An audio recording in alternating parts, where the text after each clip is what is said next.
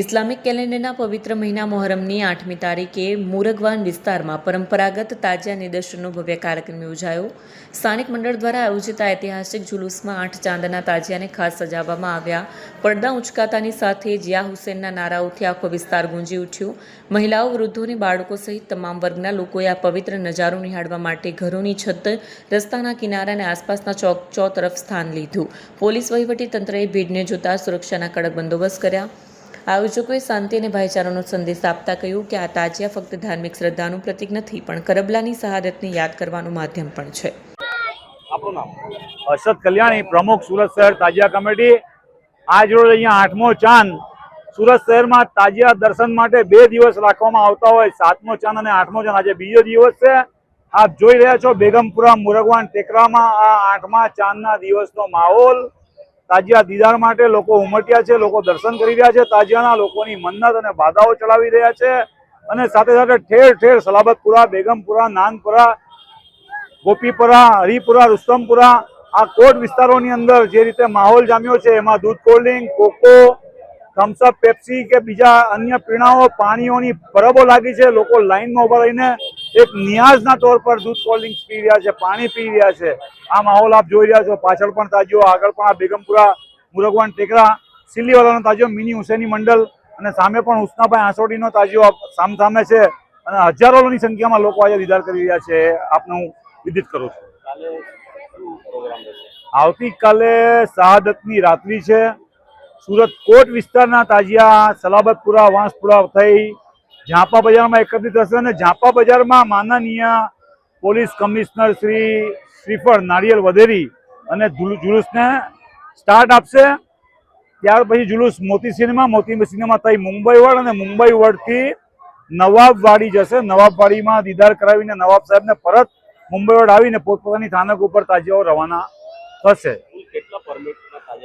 320 આખા સુરતમાં, 320 થી વધુ આખા સુરતમાં પરમિટો ઇસ્યુ કરવામાં આવી છે, જેમાં પાણીની પરબો, સવારી અને મુખ્ય તાજિયાઓ એનો સમાવેશ થાય છે. પણ કાલે લિંબાયત વિસ્તાર, ઊન ભેસ્તાન અને રાંદેર એ વિસ્તારના તાજિયાઓ સુરત આવશે નહીં.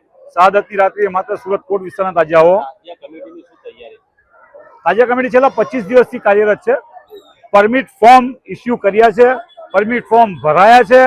પરમિટ ફોર્મ ભરાવાની સાથે સાથે પરમિટ પણ આજે આવી ગઈ છે અને કાલે સવારે અમે અહીંથી ઇસ્યુ કરવાના છે.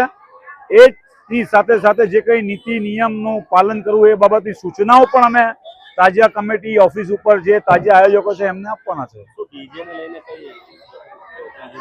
ડીજે સુરતમાં આજ દિન સુધીનો ઇતિહાસ છે. વર્ષો પહેલા જયારે તાજિયાની સાથે ઢોલ નગારા જોર જોરથી વાગતે નાચતા હતા ત્યારે પણ ડીજે નહોતો અને હાલ પણ ડીજે આ જુલુસમાં નહીવત હોય છે. ડીજે અલાવ જ નથી અને અમે પણ સ્ટ્રિક્ટલી એનું પાલન કરતા આવ્યા છે અને પાલન કરીશું. DJ are not allow. માત્ર કોઈ તાજિયાની અંદર ધાર્મિકતાથી પડતા માઇક હશે, ત્યાં ગુંબજ હશે, એની જે ઢોલ નગારા જેને કહેવાય, નગારા ઘુમ્મટ એ વાગતા ધાર્મિકતાથી પડતા, બાકી ડીજે તો કોઈ અલાવ છે જ નહીં. કાયદાકીય રીતે પણ તાજિયા કમિટી બી એનું સ્ટ્રિક્ટલી પ્રોવાઈડ કર્યું છે. DJ not allow for this Zulus now. All તાજા પરમિટ ધારકોને અપીલ કે ભાઈ તહેવાર છે, યૌમે આશુરાનો દિવસ, શહાદતની રાત્રિ છે. આપણે સૌ જાણીએ છીએ કે આપણે કોની યાદમાં તાજિયા બનાવીએ છીએ, શાના માટે બનાવીએ છીએ. હજારો વર્ષ થઈ ગયા.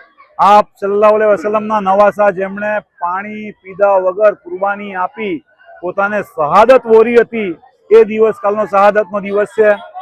પણ એને આપણે સુરત શહેરની અંદર હોય કે દેશની અંદર હોય કે આખા વિશ્વની અંદર હોય, આપણે એની પ્રકૃતિ રૂપ લોકોની વચ્ચે લઈએ છીએ અને એમને યાદ કરીએ છીએ.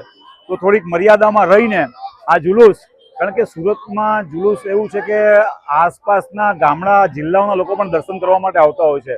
તો તમે વહેલા નીકળો તો એ જે ગામડાના લોકો હશે તે બી તમારા તાજિયાના દર્શન કરી શકશે અને વહેલું પૂર્ણ થાય, કોમી એકતાના માહોલમાં પૂર્ણ થાય. સંતો મહંતો કાલે પરમ દિવસે ભાગળ 4 રસ્તા ઉપર રહીને 10 વહેલા તે પહેલા આવનારાના ટ્રોફી એનાયત કરવાના છે. કોમી એકતાનો મહાકાર્યક્રમ યોજવાનો છે. કોમી એકતાના માહોલમાં શાંતિપૂર્ણ રીતે ધાર્મિકતાથી જુલુસ નીકળે અને પૂર્ણ થાય એવી આશા રાખીએ છીએ અમે.